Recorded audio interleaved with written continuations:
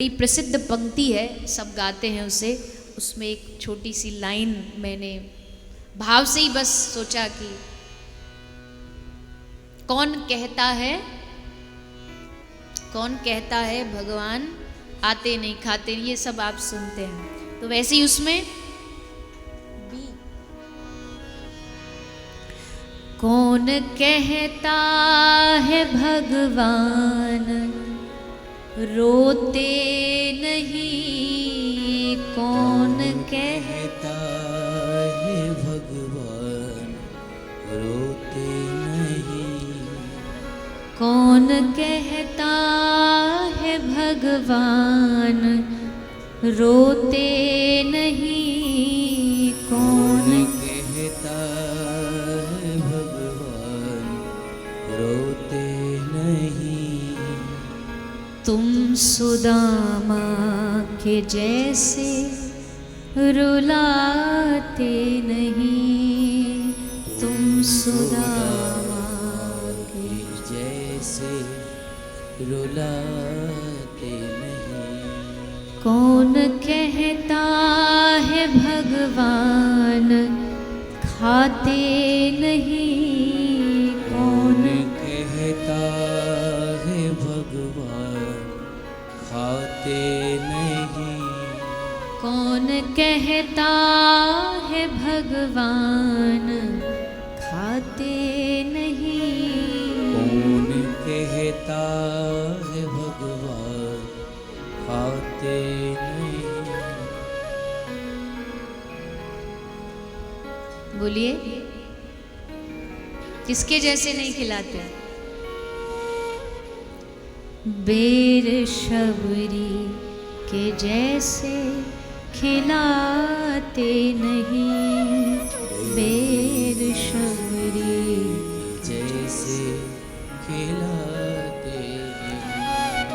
कौन कहता है भगवान सोते नहीं, कौन कहता है भगवान सोते नहीं। लाला सो जा, लाला रात हो गई है, लाला जागेगो तो भूत प्रेत आ जाएंगे, हवा आ जाएगो, लोरी गा गा करके लाला को कौन सुलाता है?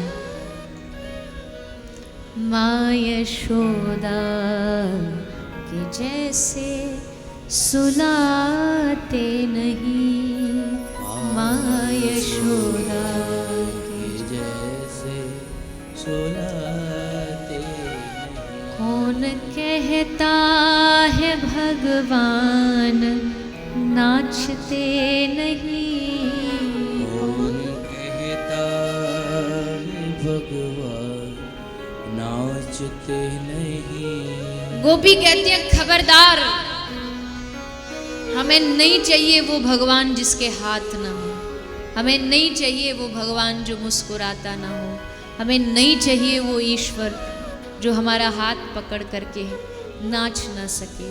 गोपी कहती है हमें वो कृष्ण चाहिए जो हंसे भी, जो बात भी करे, जो मुस्कुराए भी।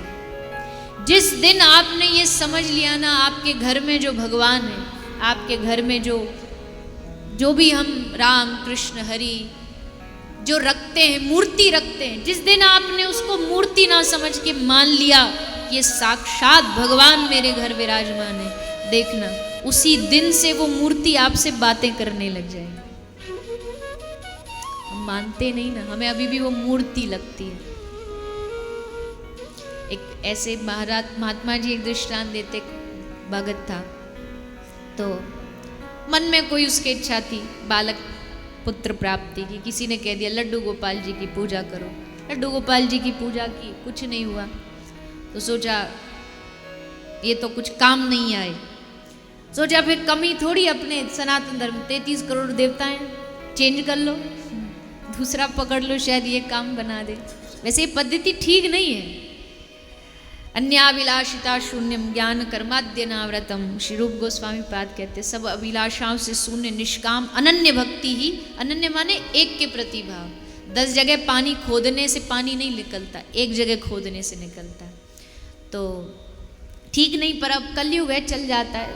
उसने गोपाल जी को कर दिया साइड में, बीच में कोई दूसरे देवता की लाके मूर्ति रख दी। अब लाया, सुबह सुबह एक धूप बत्ती लेके सामने रखा। तो जैसे धूप बत्ती उसने सामने लगाई, अब धूप बत्ती का अपना एक चलन होता है कि आप उसको लगाओगे बीच में, पर उसका जो धुआं है वो दूसरी हवा की दिशा में जाएगा, राइट या लेफ्ट कहीं।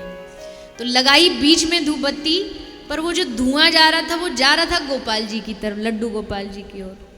भगत भी कमाल का था, बोला अच्छा काम मेरा बनाया नहीं और यहाँ बैठा बैठा खुशबू ले रहा है अगरबत्ती की, ले रुई लेके गोपाल जी की नाक में लगा दी।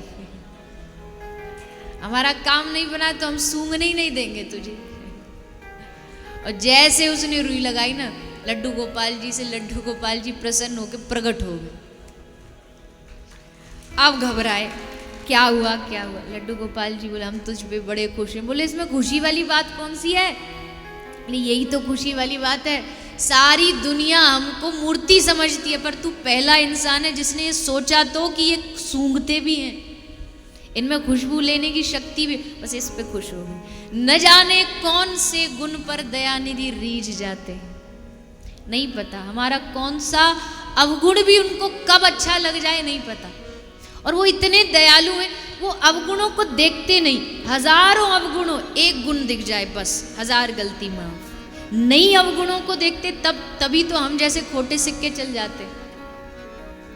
अगर वो अवगुणों को देखने लगे ना तो कोई दुनिया में भगवान को नहीं पा सकता, इतने अवगुण हैं हमारे भीतर। इसलिए भगवान खाते भी हैं, चलते भी हैं और नाचते भी हैं। बस गोपियों की तरह तुम नचाते नहीं, गोपियों की तरह तुम नचाते नहीं। अच्युतम केशवम कृष्ण दामोदरम, अच्युतम केशवम कृष्ण दामोदरम, राम नारायणं जानकी वल्लभम, राम नारायणं जानकी। तो भगवान आज दौड़े दौड़े आए और आकर के सुदामा को गले से लगाया, पूछा क्या लाया है भेंट में। काक में चावल के दाने थे, भगवान ने वही छीने और बड़े भावातुर होके भगवान उस चावल को ग्रहण करते हैं और सुदामा जी पर कृपा करते। एक दिन रुकने के बाद सुदामा जी घर आ गए। सुदामा का इतिहास में नाम हो गया। जो कोई धन से ना पा सकता था वो सुदामा ने अपने भजन से पा लिया। एक शायर कहता है कि जब तक बिका न था कोई पूछता न था। वाह वाह तो कर दीजिए, आप बड़े स्लो स्लो से लग रहे हो आज, नाश्ता नहीं हुआ ना इसलिए थोड़े बोलो वाह वाह। जब तक बिका न था कोई औकात नहीं थी हमारी दुनिया में, कोई नाम नहीं था, कोई गांव नहीं था, भगा दिए जाते। जब तक बिका न था कोई पूछता न था, पर हे गोविंद तूने खरीद कर मुझे अनमोल कर दिया। अब इतना अनमोल बन गया कि अब उसकी कोई कीमत नहीं आंकी जा सकती। पारसमणि जिसको छू दे वो अनमोल हो जाता है, भक्ति जिसे छू दे वो अनमोल हो जाता है। सुदामा जी पर कृपा की। फिर भगवान की और लीला बढ़ते बढ़ते अब भगवान अपनी लीला का धीरे धीरे संवरण करते समेटते हैं। जामवती पुत्र सांब ने जाके संतों का अपमान किया। संत अपराध दुनिया का सबसे बड़ा अपराध है। प्रयास करें कभी भी गलती से संता अपराध न हो, वैष्णव अपराध न हो। संतों ने श्राप दिया यदुवंश का नाश। धीरे धीरे एरा नाम की घास से यदुवंशियों का नाश होना शुरू हुआ।